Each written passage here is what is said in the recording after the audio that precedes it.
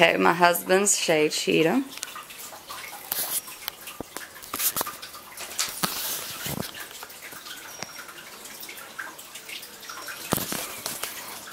Hi, my name is Jessica, and today I will be talking about interracial marriages. In an article I read titled Interracial Marriage Laws, A Short Timeline in History by Tom Head, it stated that in 1691, the Commonwealth of Virginia, which is where I live, banned all interracial marriages, threatening to exile, which usually meant death, to all whites who marry people of color, which included all Negroes, mulattoes, and Indians. They found the mixing of English or white women with persons of color an abomination and unlawful. There were many cases brought to the Supreme Court stating that laws such as this took away the rights of the individual given to them in the United States Constitution, specifically the 14th Amendment, which states, all persons born or naturalized in the United States and subject to the jurisdiction thereof are citizens of the United States and of the state in which they reside. No state shall make or enforce any law which shall abridge the privileges or immunities of citizens of the United States, nor shall any state deprive any person of life, liberty, property, without due process of law, nor deny any person within its jurisdiction the equal protection of its laws. However, in 1883, in Pace v. Alabama, the Supreme Court found it was not in violation. People who were found guilty of this charge were imprisoned and also forced into labor. In 1922, Congress then passes the Cable Act, which now adds Asians to the equation. If any white U.S. citizen was caught marrying an Asian, they were stripped from their citizenship. It wasn't until 1967 when the U.S. Supreme Court unanimously overturns Pace v.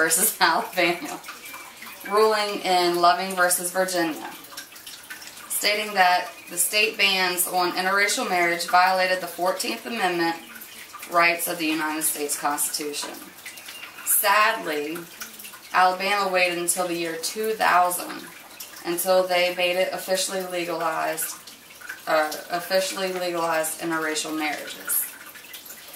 I married my husband in 2006, who happens to be a black man. If I was in Alabama, that means that only 6 years before then, it would have been illegal and against the law for me to marry him. And it's for no other reason except the color of his skin. We state in our United States Pledge of Allegiance that there is liberty and justice for all. And we call ourselves united. We are far from united and far from finding liberty and justice for everyone. It states in Mark 3:25, if a house is divided against itself, that it cannot stand. Unfortunately, we are constantly dividing ourselves on a constant basis, nitpicking at foolishness. Something happens and an entire race gets blamed or stereotyped. I remember shortly after my husband and I started dating, I received a visit from my pastor and the first lady of my church that I've been attending for about 5 years now. The pastor was a family friend and a man that I looked up to greatly and looked up to him with a great deal of respect. Well, him and his wife came and sat me down in my living room and advised me that if I wanted to continue going to his church, that I wouldn't continue to see my boyfriend.